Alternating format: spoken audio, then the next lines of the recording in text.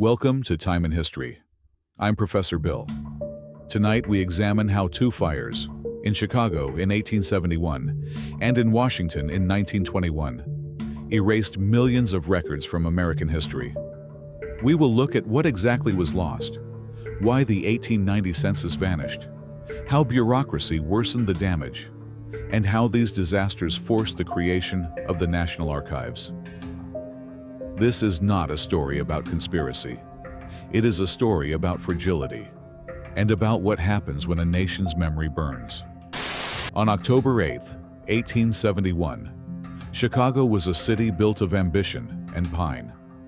Weeks of drought had dried its lumberyards and wooden sidewalks into tinder. When a small fire began on DeKoven Street, no one imagined it would erase a metropolis. Wind carried embers across the river, igniting rooftops before firefighters could respond. Entire blocks erupted almost simultaneously. By the time the flames subsided, more than 17,000 buildings were gone. The courthouse collapsed. Land deeds, court records, business contracts burned. Chicago did not simply lose architecture. It lost the paper proof of its own existence.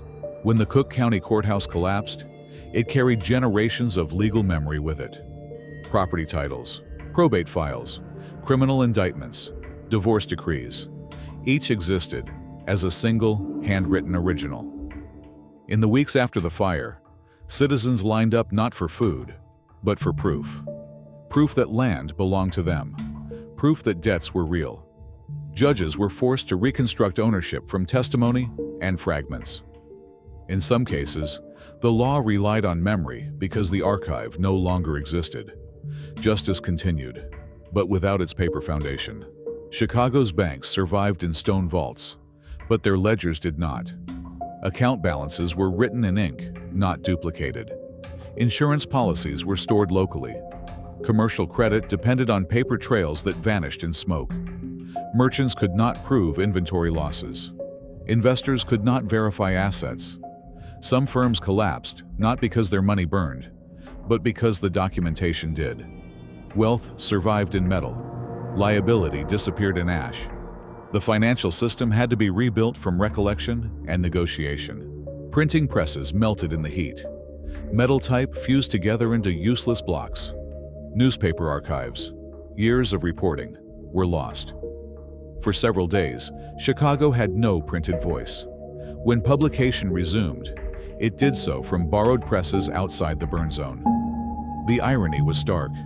A city whose identity depended on commerce and communication suddenly had neither its infrastructure nor its historical record.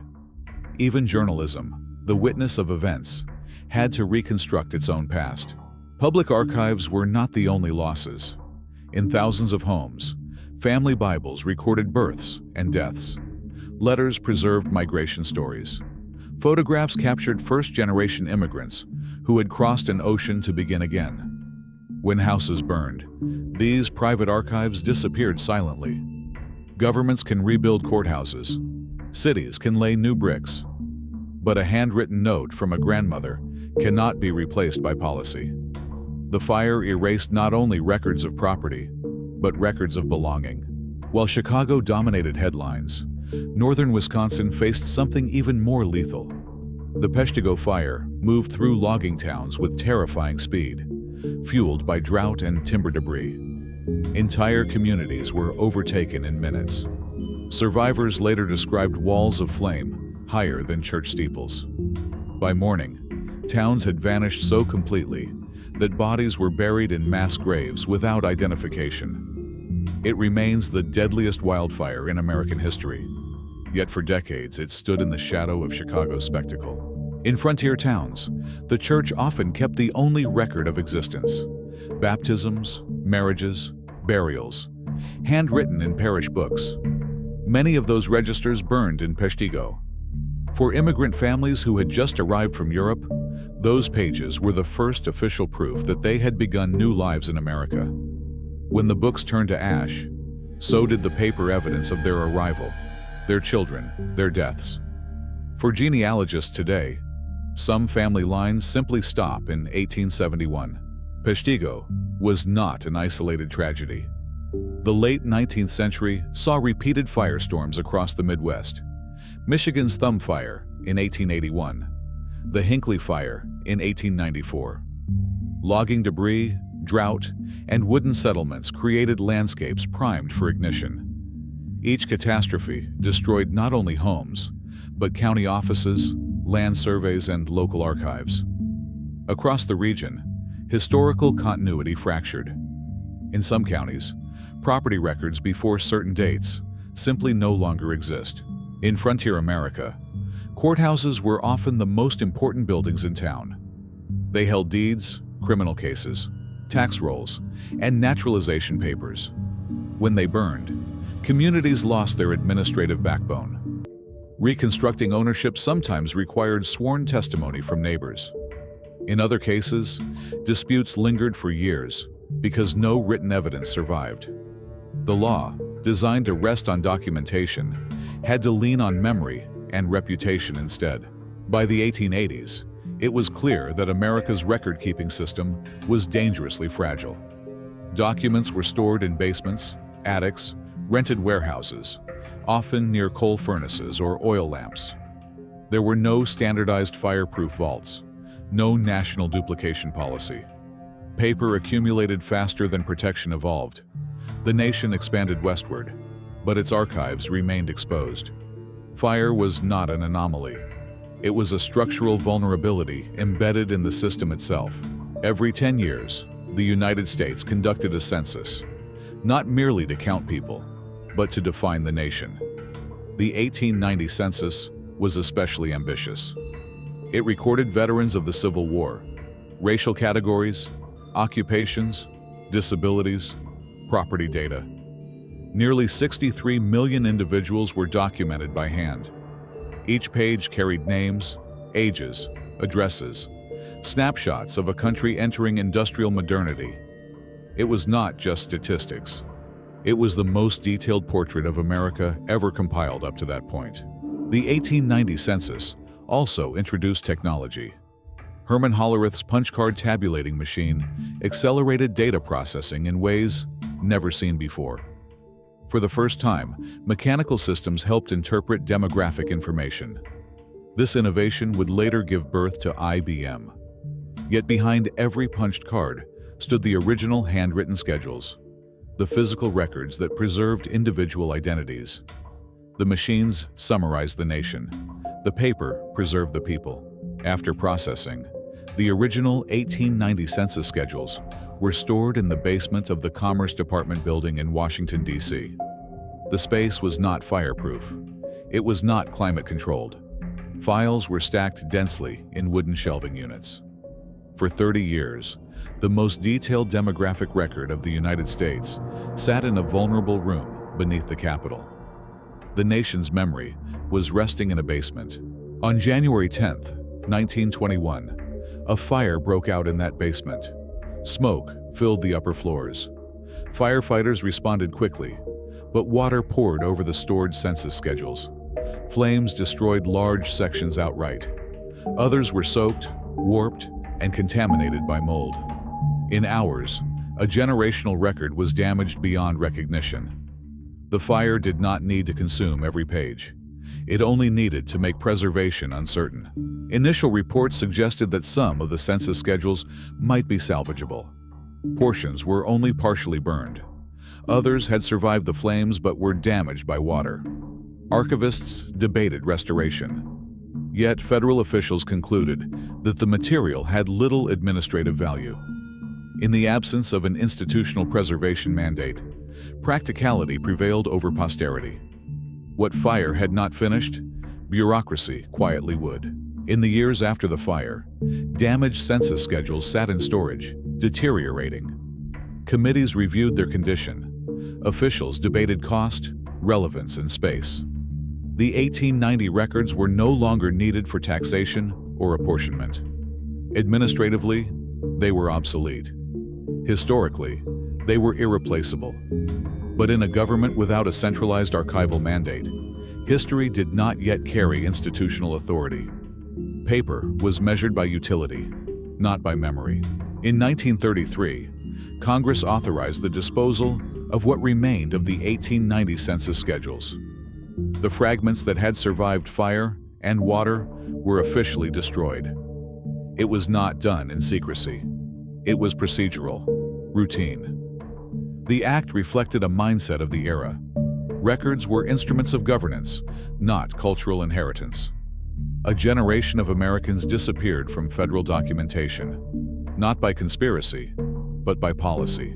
For genealogists, the loss created a 20-year gap. The 1880 census survives. The 1900 census survives. But between them lies a void. Families who moved, remarried, or changed names during that decade often become invisible. Historians call it the black hole of American ancestry. Millions of life stories, migration paths, occupations, household compositions can no longer be traced with precision. The statistical summary remains. The individuals do not. Beyond genealogy, the destruction altered historical scholarship. Researchers lost a detailed cross-section of post-Civil War America. The 1890 data would have captured industrial expansion, urban migration, racial classification patterns, and veterans distribution. Without it, demographic analysis relies on extrapolation rather than continuity. One census can shape how a century is interpreted. Losing one reshapes the narrative of national development. The destruction of the 1890 census became a turning point. Scholars, journalists, and public officials began to argue that the United States needed a permanent, centralized archive. Not a basement, not scattered storerooms. A national institution built to protect documents against fire, neglect, and bureaucratic indifference. The lesson was clear. A modern nation could not rely on wooden shelves to preserve its identity. By the early 1930s, the United States faced an uncomfortable truth. Its historical records were scattered across agencies, basements, attics, and rented warehouses. There was no unified system of preservation. In 1934, Congress established the National Archives as an independent agency. For the first time, the federal government recognized that records were not disposable paperwork. They were national memory. The institution itself was born from accumulated loss. The National Archives building, opened in 1935, was engineered as a fortress of paper. Steel shelving replaced wood. Vaults were separated by fire-resistant barriers. Temperature and humidity were regulated to slow decay. The architecture itself reflected a shift in philosophy. Preservation required infrastructure. Memory needed engineering. The government had finally learned that documents must be protected, not just by law, but by design. Technology soon followed architecture. Microfilm emerged as a method to duplicate fragile originals. Newspapers, military records, immigration lists copied onto film to create redundancy. For the first time, destruction of a single building would not automatically erase a dataset. The loss of 1890 had exposed the danger of singular originals. Microfilm represented an attempt to defeat fire with replication. Yet new vaults could not resurrect what had vanished. County court fires across the 19th century had already erased deeds and probate files. Local tax rolls disappeared in small-town blazes, rarely recorded beyond a line in a newspaper. Private letters destroyed in Chicago or Peshtigo were never cataloged. Archives preserve what survives. They cannot reconstruct what never reached them. The 1890 census was the most famous loss, but not the only one. Throughout the 19th and early 20th centuries, local courthouses burned in Kansas, Missouri, Texas, and beyond. Some counties lost their earliest land surveys entirely. In others, Civil War-era records disappeared. These were not national headlines. They were local tragedies that compounded quietly, leaving permanent gaps in regional history. Paper is inherently vulnerable. It absorbs moisture. It feeds mold. It ignites easily. Before climate control, entire collections decayed silently, even without fire. Insects damaged bindings. Ink faded. Some records disappeared, not in spectacular infernos, but in gradual neglect. Loss does not always arrive with smoke. Sometimes it arrives with dust. Military records were among the few collections that sometimes received duplication. Pension claims required verification across offices. As a result, portions of Civil War documentation survived in multiple repositories. Yet even these were not immune to fire and decay. Survival often depended less on foresight than on bureaucratic redundancy. Newspapers unintentionally became parallel archives. They recorded court cases, land sales, obituaries, business notices. When official records burned, historians sometimes reconstructed events through newsprint. Yet newspapers summarized. They did not preserve original filings. They offered echoes, not originals. In many cases, headlines are all that remain of vanished documentation. The statistical summaries of the 1890 census survived. Aggregated tables were printed and distributed. We know how many people lived in certain states. We know industrial growth rates. But statistics compress individuals into categories. Without the original schedules, historians cannot see households, relationships, and individual trajectories. The numbers endure. The human texture does not. The creation of the National Archives marked a shift from passive storage to active preservation. Conservation laboratories emerged, archivists trained in restoration techniques. The United States began to treat documentation as cultural heritage rather than administrative residue. The lesson of 1871 and 1921 had been absorbed. Memory required stewardship, and stewardship required intent. On October 8th to 10th, 1871, the commercial heart of Chicago, Illinois, was destroyed. LaSalle Street, home to banks and brokers, collapsed into rubble. The Chicago Board of Trade burned. Warehouses holding grain contracts and commodity ledgers vanished. This was not only urban devastation, it disrupted national trade networks. Chicago was the hinge between Midwest agriculture and Eastern finance. When its records burned, supply chains stalled, insurance disputes multiplied, and credit systems trembled. A regional fire sent shockwaves through the national economy. On the same night, October 8, 1871, Peshtigo, Wisconsin, was overtaken by a firestorm.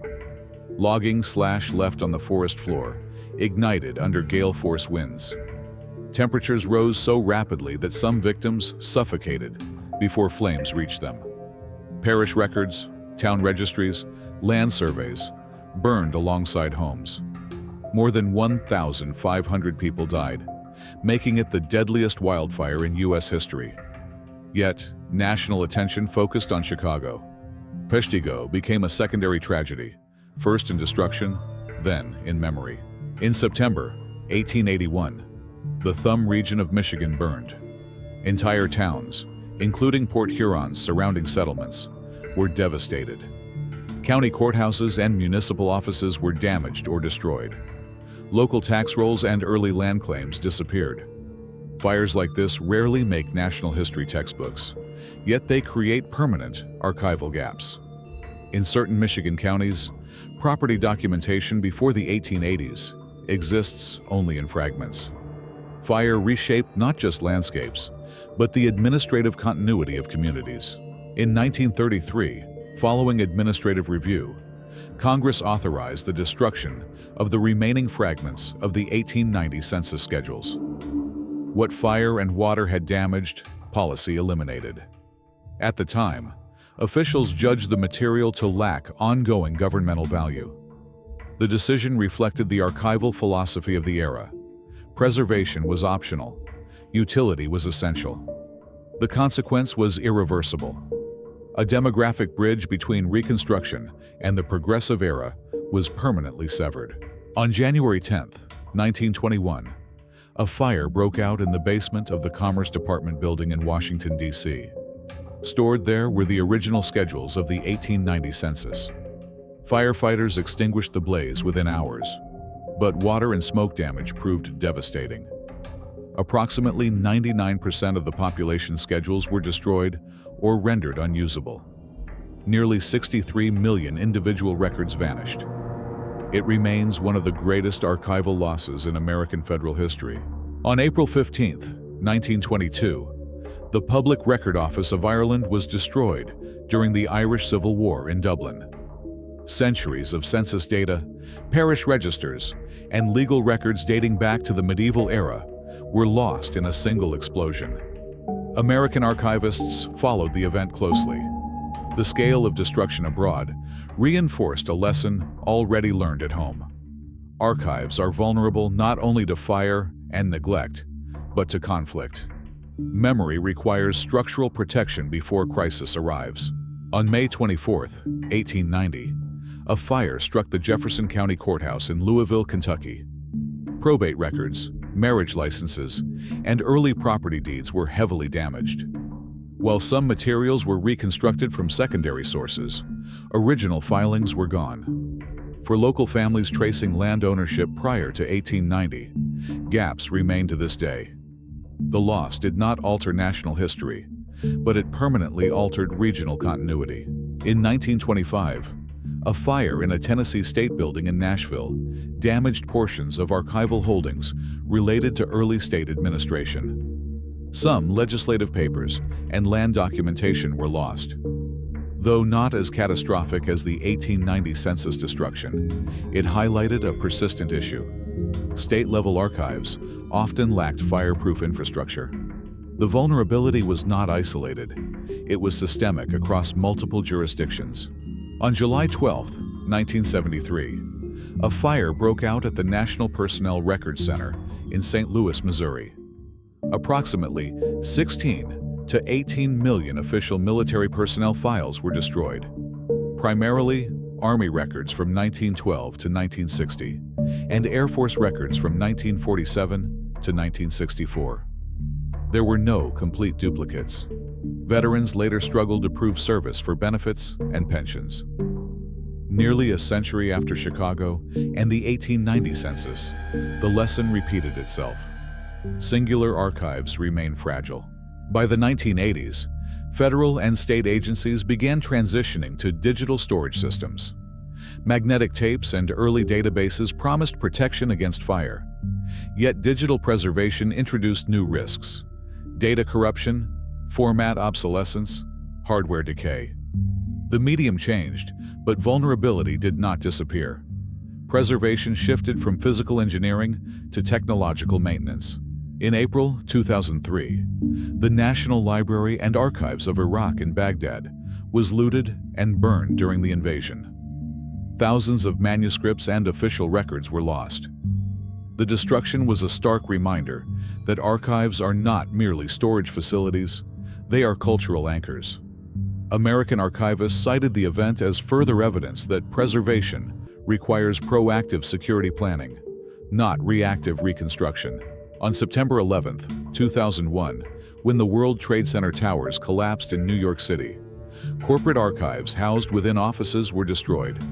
Financial records, legal files, architectural plans, lost under debris and dust. While many firms had digital backups, not all did. The event demonstrated that even in the modern era, redundancy is uneven. Disaster can still expose archival fragility. On September 2, 2018, a fire engulfed the National Museum of Brazil in Rio de Janeiro. Millions of artifacts and archival materials were destroyed. Though outside the United States, the event reverberated globally. Archivists pointed again to the same lesson repeated since 1871. Cultural memory can vanish in hours if infrastructure fails. Today, vast quantities of federal records are stored in distributed cloud systems. Data centers replicate information across multiple geographic locations. In theory, fire in one building no longer threatens an entire data set. Yet digital archives depend on electricity, cybersecurity, and long-term maintenance funding. The risk has evolved, but it has not disappeared. The fires of October 8, 1871, in Chicago and Peshtigo, and the basement fire of January 10, 1921, in Washington, D.C., share a common thread. None were acts of deliberate erasure. None were secret. Each exposed structural weakness. Together, they reshaped American archival policy. Memory, once treated as administrative residue, became recognized as national infrastructure. Beginning in 1790, the United States conducted a census every 10 years. Early enumerations listed only heads of household. By 1890, the census had evolved into a complex demographic instrument. In that century-long progression, America learned to measure itself in detail. The destruction of the 1890 schedules in Washington, D.C. in 1921 severed a critical link in that statistical evolution. A bridge between 19th century Reconstruction and 20th century modernization disappeared. On April 18, 1906, an earthquake struck San Francisco, followed by fires that burned for days. City Hall was destroyed. Municipal records, including property and court documents, were lost. Though later reconstruction restored much of the city's physical structure, pre-1906 documentation remained incomplete. The disaster demonstrated that archival vulnerability was not confined to wooden frontier towns. Even major urban centers were exposed. The July 12, 1973 fire at the National Personnel Records Center in St. Louis destroyed millions of military personnel files. For veterans of World War I and World War II, proof of service sometimes became difficult to obtain. Replacement records required reconstruction from pay stubs, unit rosters, and personal testimony. Nearly a century after Chicago and Washington, the same structural lesson remained unresolved. Duplication had limits. In the late 20th century, European national libraries, including those in Paris, invested heavily in advanced fire suppression systems. Modern archives incorporated inert gas systems designed to extinguish flames without water damage. These innovations were shaped by centuries of archival loss across continents. The global archival community shared a common understanding. Preservation was no longer optional. It was technological responsibility. In the 21st century, the United States accelerated mass digitization of historical documents. High-resolution scanning projects aim to create redundant digital surrogates of fragile originals. Millions of pages from immigration files, military pensions, and court proceedings entered online databases. Fire remains a threat to physical artifacts, but digital replication reduces the risk of total erasure. Modern Chicago, rebuilt in steel and stone, commemorates the Great Fire of 1871 through museums and memorials. Fire codes are among the strictest in the nation. The catastrophe reshaped urban planning. Yet beneath the skyline stands an invisible absence. Original court ledgers, early immigrant registries, and countless private papers that no monument can restore. In Washington, D.C., the National Archives now houses foundational documents: the Declaration of Independence, the Constitution, the Bill of Rights. These texts are preserved under controlled lighting and climate systems. Their protection symbolizes a shift in national consciousness. After the fires of 1871 and 1921, preservation became part of civic identity. Today, archivists are trained conservators, engineers, and digital specialists. Preservation involves climate science, cybersecurity, and disaster preparedness planning. The archive is no longer a passive storage room.